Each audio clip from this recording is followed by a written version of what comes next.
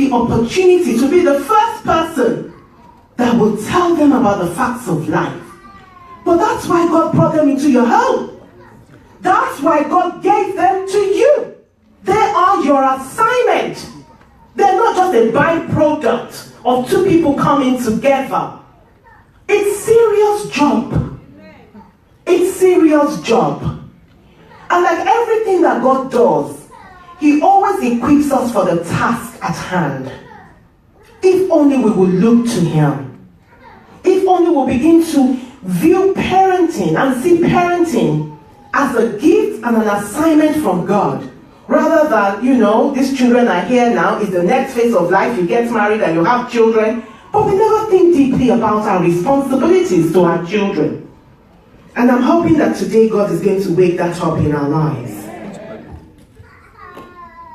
The third issue is we need to bring up our children as Christians.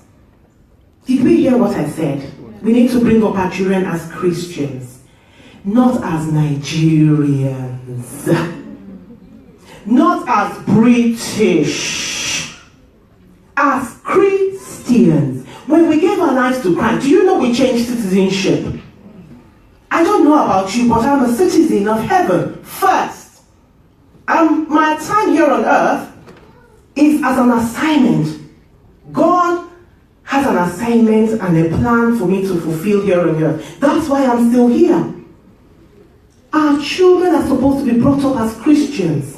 There are many things that are lovely about our cultures, our natural cultures, our earthly cultures. But I tell you, it's only what we teach them from the Word of God that is going to last. Is it respect we are looking for? It's in the Bible. The Bible tells our children to honor our father and their mother. There is nothing about your culture that you're looking for that you will not find in the Bible. The problem is, we are not taking the time to find out what the Bible says about raising our children. Some of us think it's by trial and error. No. The Word of God is full and is complete. And I'm hoping that even those who are looking to God to have children, God has given you this opportunity to hear this afternoon, so that your attitude will change and your perspective will change and the way your children will change people. But have we asked ourselves if we are responsible? Because we live one way and we say the other thing, and the children are confused. They can't add up the two. It doesn't compute with them. They see when we come to church, yes, pastor, yes, this. But then you get home and you raise your nose to your husband. And they're thinking, but mom, how come you respect pastor and you don't respect dad? Or your dad, it could be the other way around, attends to every sister in church. But then his wife speaks to him, your mom, and you go, please don't bother me now. We have important things that we're stepping. And your children are looking at you. Because our children are supposed to learn how to live with one another from us.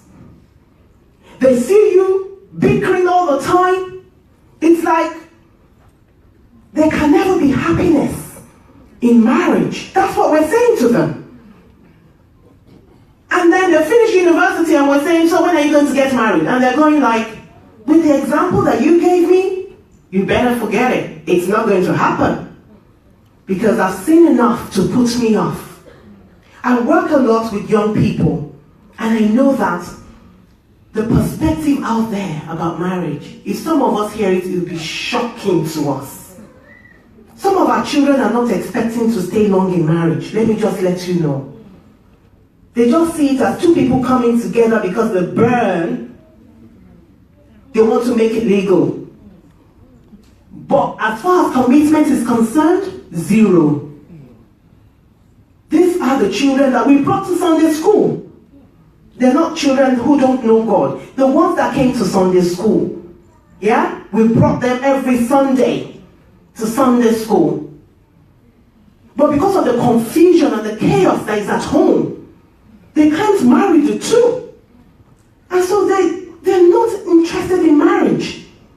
They're not. And we are responsible.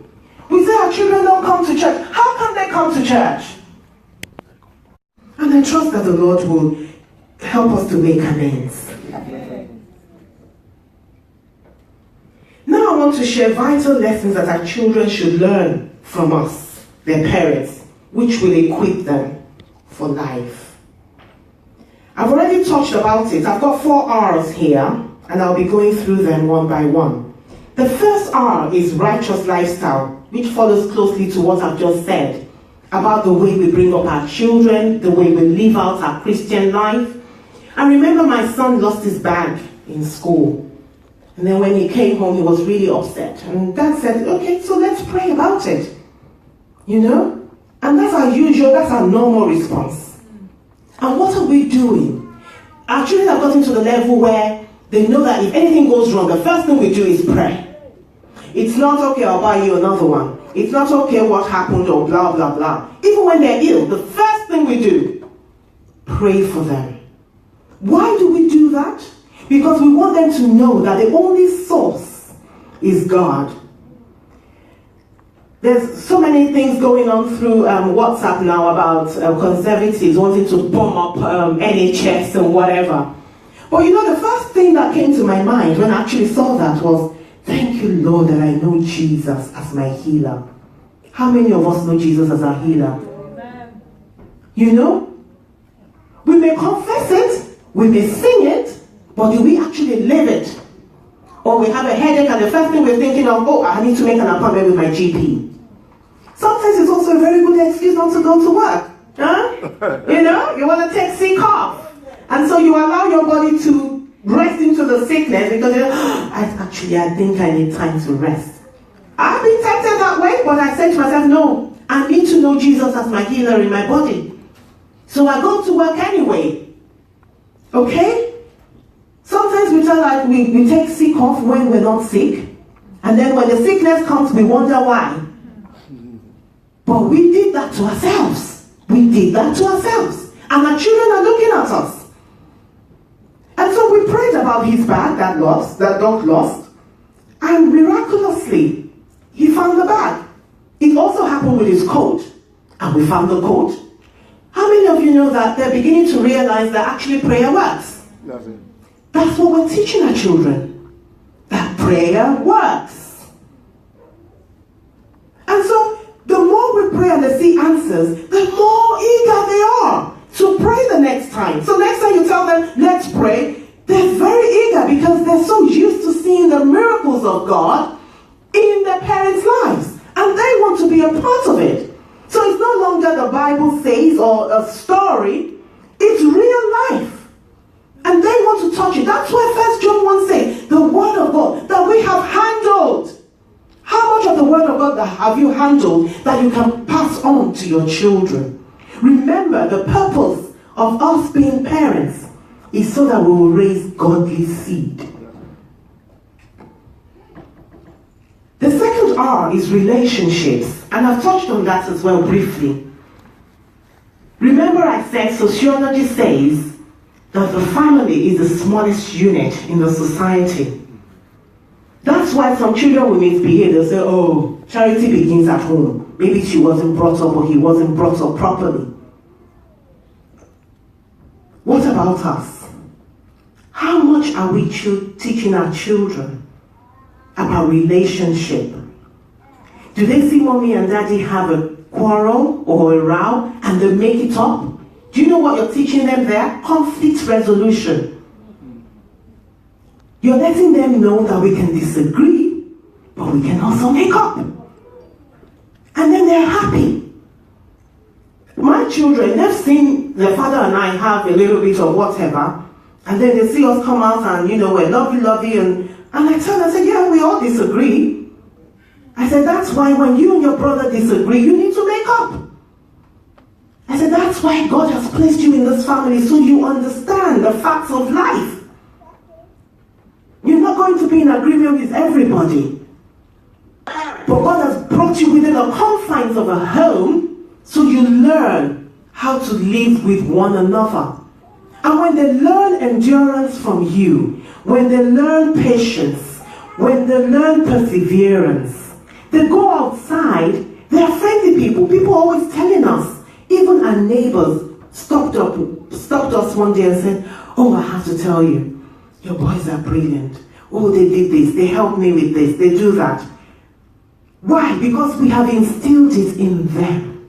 And we've told them, we're not just asking you to do this for mom and dad. We are asking you to be nice to people. The other day, my son said to me, just this week gone, and he said, oh, I tried to help a man, and he refused, and, he wasn't also nice about it. I said, look, you can't blame him. I said, because A, you're black, B, you're a boy. There's so many things not going for in this, sweetheart. I said, but the things that we do them because of God. Not because we want somebody to turn around and say thank you. But these are disciplines of the heart. So that when you're used to being good, then you're good. If not, turn it on and off. So I'm not saying to my children, when you come to church, help grandma, help this. No, everybody. Because the Bible says, for God so loved the world. The Bible says God makes the sun to shine on the just and the unjust. And he makes the rain to fall on the just and the unjust. So I tell them, be good, be kind to every human being. But then when we say that, do they see us talk about sister, whatever, The topic of discussion when we are going home, did you see her? God will have to help our pastor. But I finished telling them, don't talk about whatever.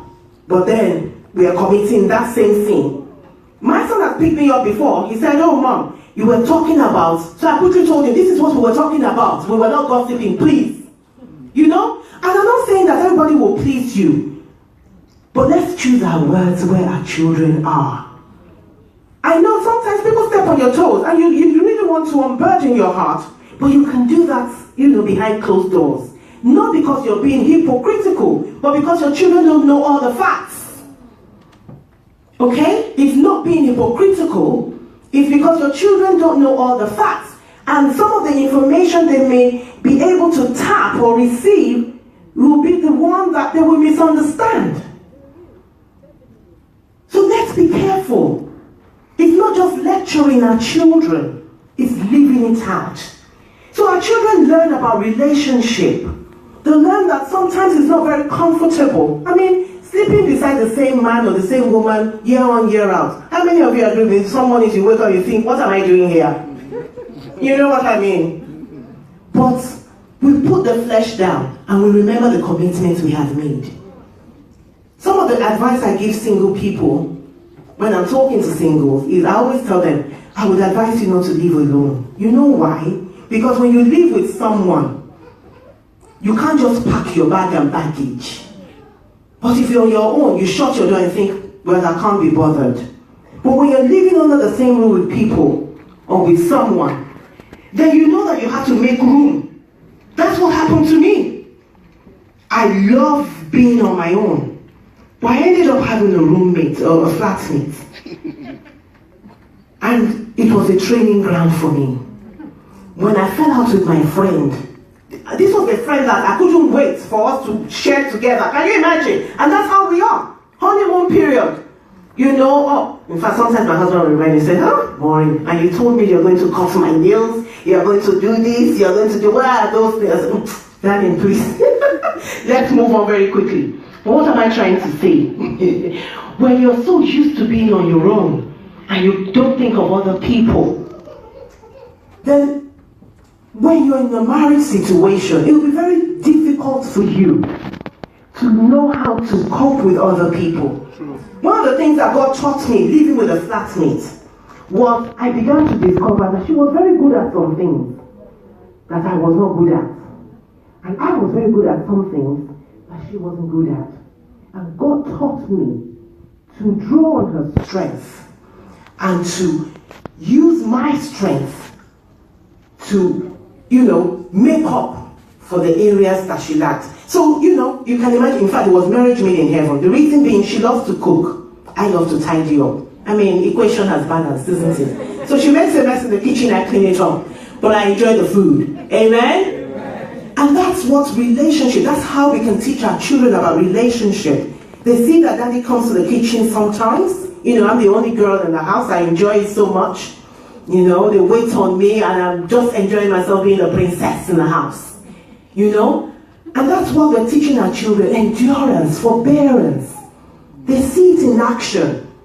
The way, God has blessed you with more than one child, then you see the two of them, the way you help them to make up after their differences.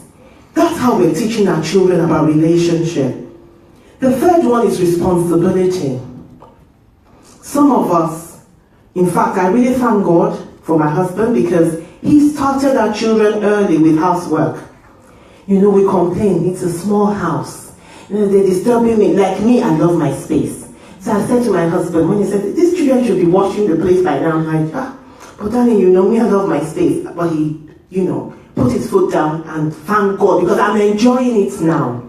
Our children learn responsibility from us. Please put them to work. I have a dear sister in church. She said to her children, she'll put them on a stool and put them to the sink. Wash up after yourself. Put them to work. Do you know what we're teaching them? Work ethics. They go to work, they will do their work. It won't be that the next week they've chucked them out of work because they've never done a day's work in their life. There's so many things, virtues, that our children can pick up from the home if we begin to see our responsibility, that this is a God-given task. Also, he has equipped us. Because sometimes, we go, parenting is so hard. Please, let's stop confessing that. Parenting is a gift from God. And it is God's assignment, and he has equipped us to do the job very well. The last R that I'm going to talk about is reminder. Reminder. Parenting reminds me that I am a child of God. My children, all our children, I should say, they will make mistakes just like we make mistakes. I have to confess, before I never used to be so accommodating of their mistakes, until God began to say to me, but Maureen, you just did that thing yesterday. You told me you'll never do it again, and you've just done it again. So what am I supposed to do to you? Should I treat you the way you treated David, or the way you treated Daniel? And I'm like, okay, Lord, hands up, I'm guilty. Some of us are so hard on our children. But have we taken time out to think about how many times we break God's heart? We say to them, I've told you the first time, the second time, the third time, the fourth time I'm going to bring out, I should not mention it. But how many times have we gone back to God over the same issue? And he's been so merciful. So parenting reminds me so much of the love of God. The way he loves me unconditionally. His grace and mercy towards me. And that makes me extend that grace and mercy towards my children. What about us? Because children will remember. There have been times when I've had to apologize to my children. When I felt that I was harsh and the Holy Spirit had convicted me. I actually do it. It's not just that I think it. I actually go to my child and I say, I'm really sorry. What you did was wrong, but I was also high-handed. And two wrongs do not make a right. And because they see me humble myself before them, they're always quick to let me know when they're sorry. And we talk things over. And even if I'm going to punish them for whatever, I explain to them the reason why I can't let this go is A, the Bible says spare the rod and spoil the child. So sometimes, I have to follow God's word. Number two, if you think you can get away with it, you do it next time. And I let them understand that it's not out of the flesh. Remember the Bible says that our parents, they scold us, they reprimand us after the flesh. You have the family reputation. Again, when you're from Africa, you carry the burden of the family name.